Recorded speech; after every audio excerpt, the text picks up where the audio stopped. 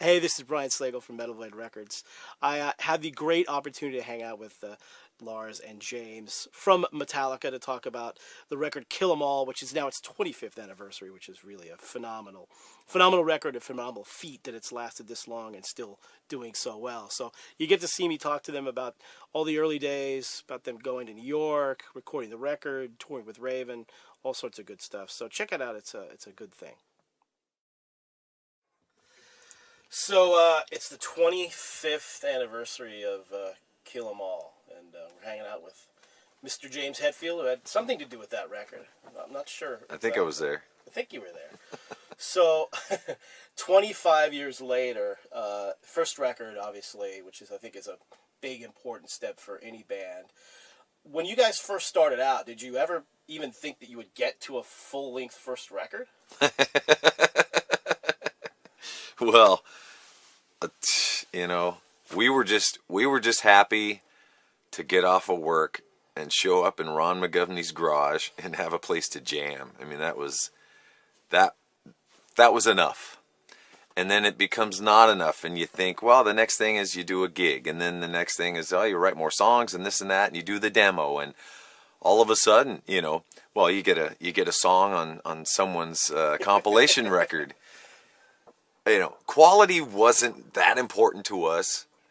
It was the content, and actually, getting to that point of doing a record, when we finally went out east. Johnny Z got us out east. We drove the U-Haul all the way out there and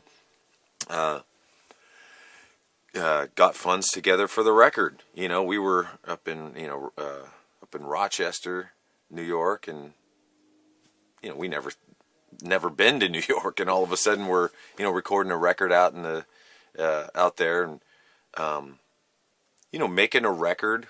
We had done demos before. We kind of knew what we want. I knew what I wanted guitar-wise and stuff. And but you always have, you have dreams, man. You have visions of. I remember being at school writing. I'm drawing up the band I'm gonna be in. I already know the name of the record. I know what it's gonna look like and all this stuff. And it's a dream that started to come true, And I remember sitting down talking about the title, Metal Up Your Ass was the title of the record, and we have the artwork, the toilet and the blade and all of this, and well, you can't have that. No one's going to sell it, and we got to come up with another title and all of that, but just all of the creative things that go around, making a record. But yeah, I mean, we had the songs. We had been playing those songs in the clubs forever. Kill 'Em All is basically, the first, 10 songs that we wrote. We were pretty particular about, I remember very early on with James having, what's the point of writing a song if it's not good enough to go on the record? So we were very kind of anal. But, every song, so Kill 'Em All is literally the first 10 songs. It's not, there was 16 and 10 of them made it on the record. I think that the last two, there was the famous No Life Till Leather demo that had 7 songs on it. And I think that song 8 and 9 was No Remorse and Whiplash. Those were finished right around the time that I think Cliff joined the band. And we went and did a demo of those up in Walnut Creek up in Northern California. And then, of course, the 10th song being the bass solo song.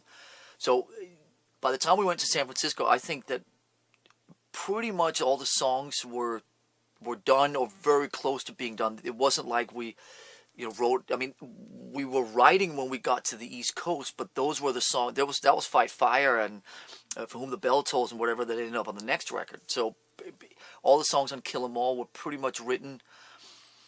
We formed in the fall of '80 when we started writing in. After we learned all our Diamond Head covers and all the rest of it, we started writing kind of right in the spring of '82. So most of the songs were written in '82, and then the last two, like I said, No Remorse and Whiplash.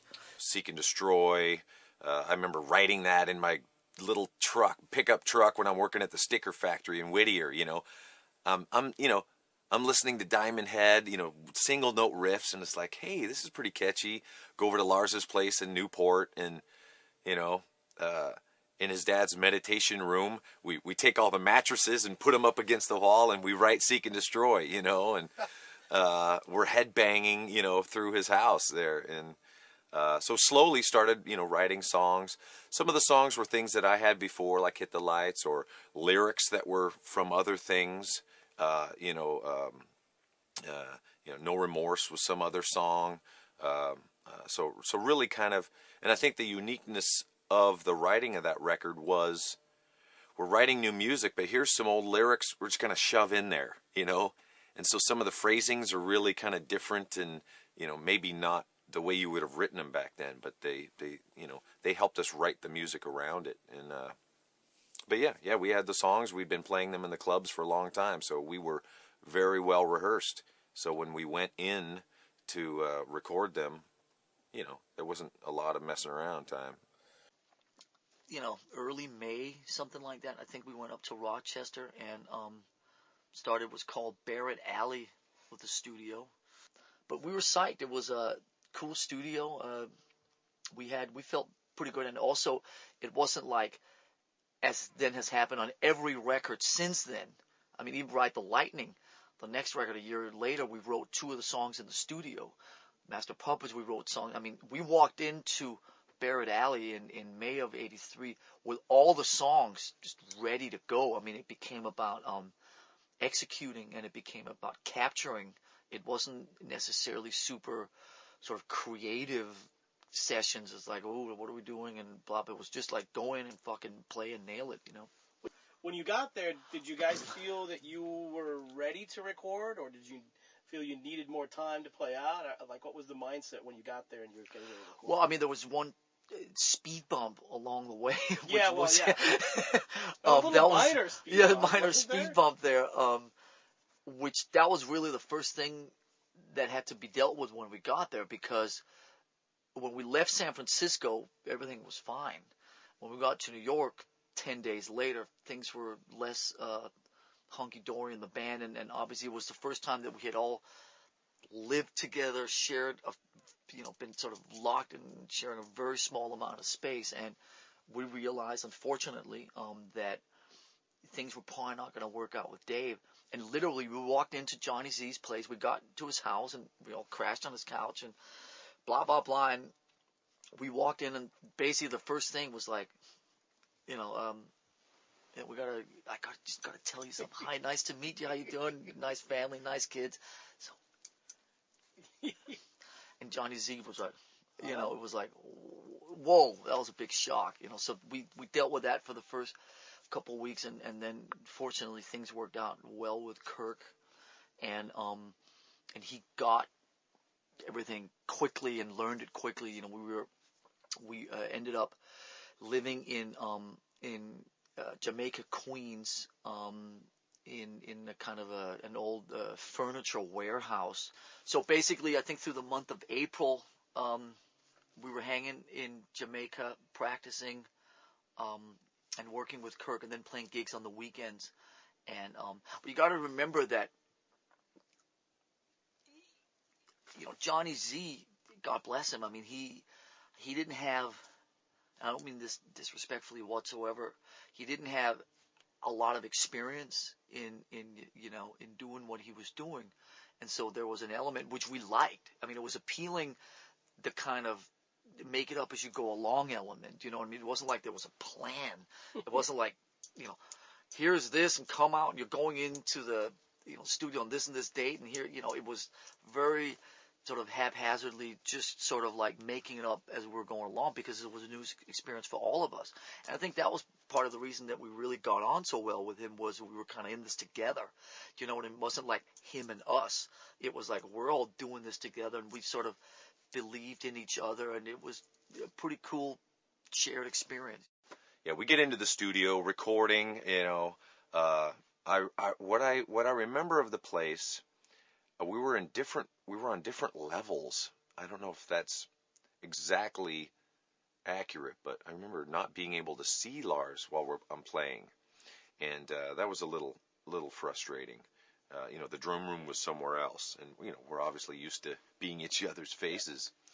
I remember going to we didn't know the producer. We didn't know anyone there. And we're looking at him, and the guy's, kind of clean cut. And we're going, oh, no. Does he really know what he's in for? Or does he know how to get the sounds we want, Because we had Mark Whittaker, the guy who was our early manager and place we lived at in El Cerrito.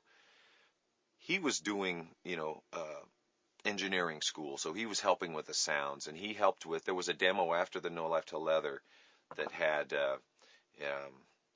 Whiplash and like 3 other songs, and the sound was pretty darn good.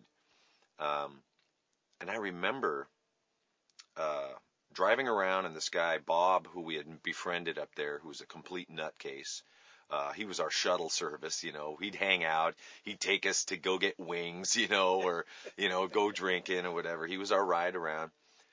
I remember we're listening to stuff in his car going, A-Bing it with the old demo. That's our first experience with demoitis, Yep. It's like, oh, my God, the guitars just, they don't have it, or the vocals, and, kind of freaking out about it that maybe, this isn't the right guy.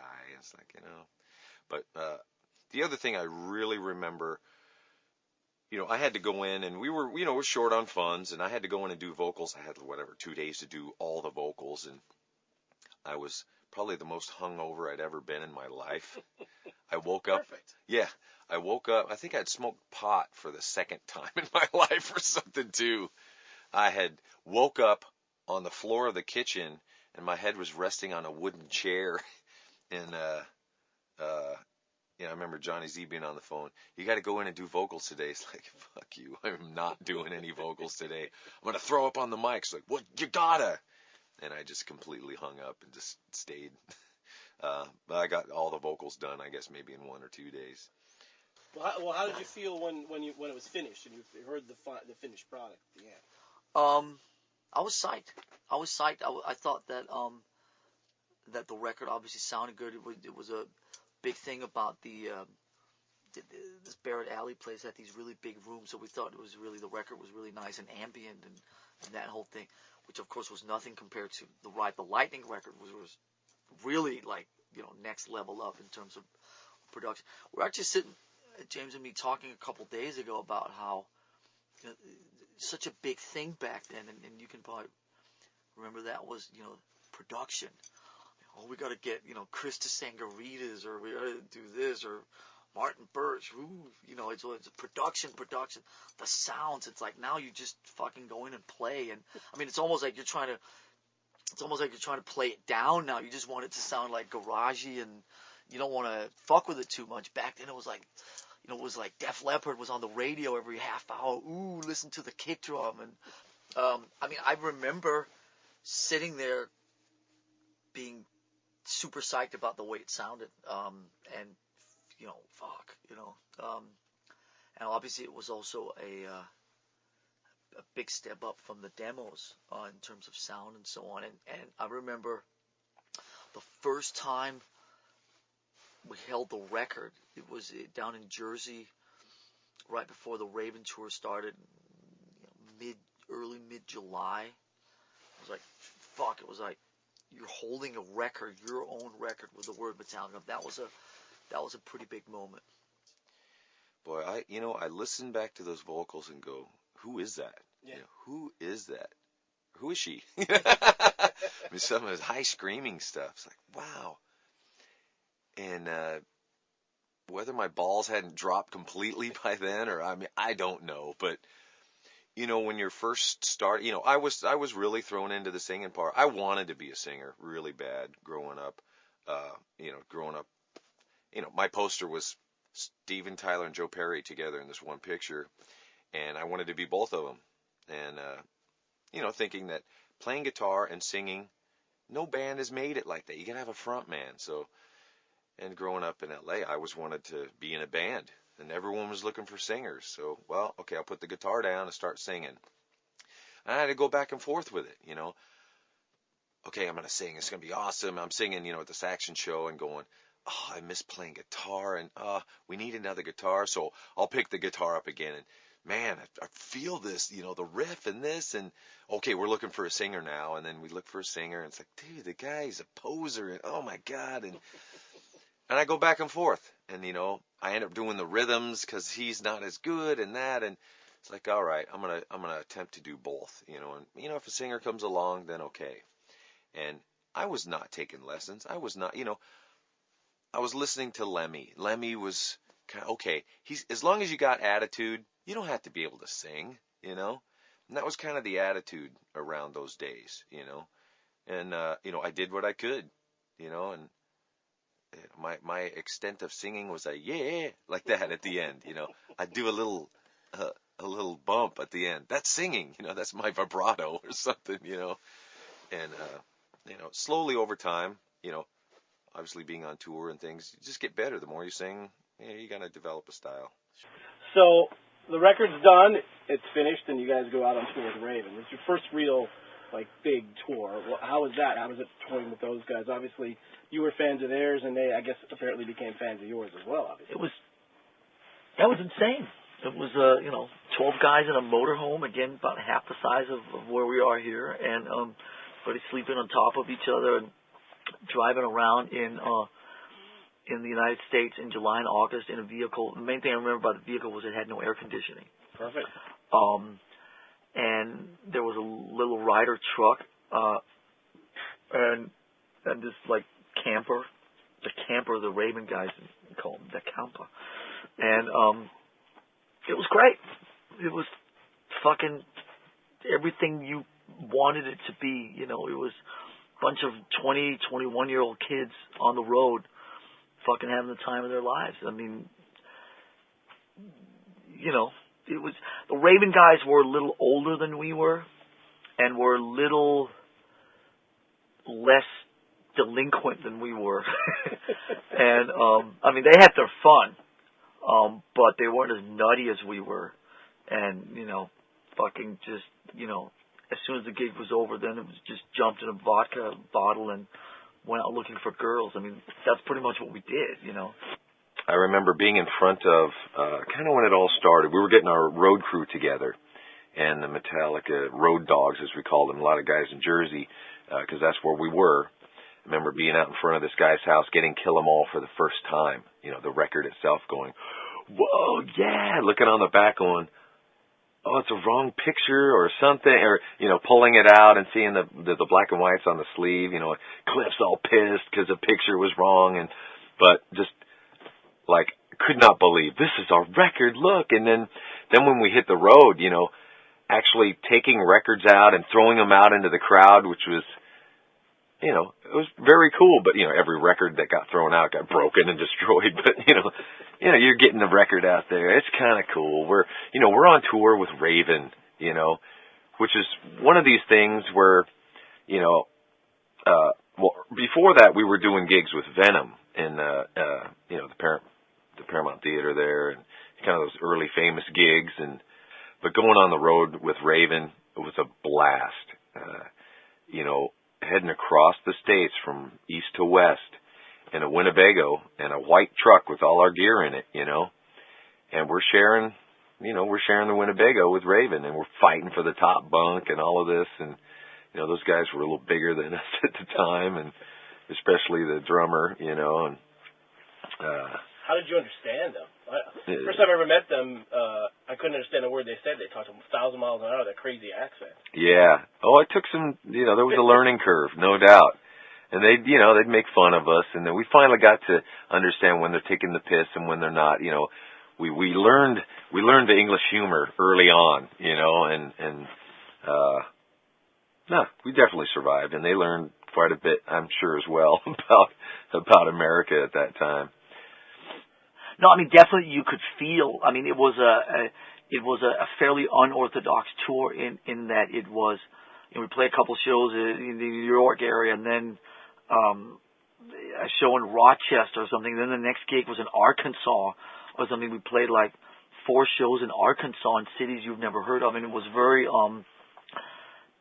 it was unusual in its structure because at this time, heavy metal band from Newcastle, England, and a bunch of upstarts from San Francisco. I mean, it wasn't like there was it was a bit like a big market. I mean, we played some cool places and played some cool gigs, a great gig in Chicago and so on. But there was also sort of like, Johnny Z found like a, guy in Arkansas. And I swear to you, we woke up, one day and we were like in Arkansas, like standing out in I'm not talking about Little Rock. I'm talking about like 100 miles from Little Rock, like on a field, looking, like a piece of concrete in a field with cows around it.